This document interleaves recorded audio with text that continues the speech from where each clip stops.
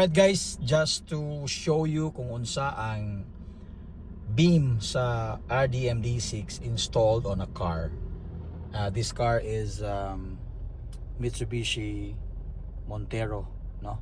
So I will show you how does it look when you are inside the car. Ano? English to ha. So kana nga view, wala pa na ako gion ang headlight, so muning headlight ng sigaw. Back.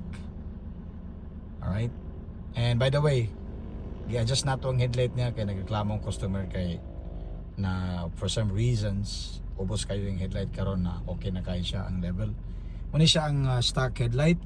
Tapos atong ipasiga ang low sa RDMD6. Tanaw mo sa difference ha. Oh. Diba? Grabe kay kaputi, no? Grabe kay kaputi. Ayan yung combination. Pang.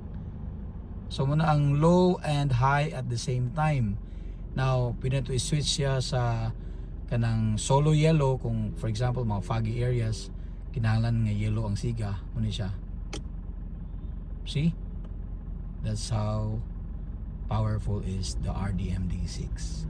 So saan ka pa? RDM na.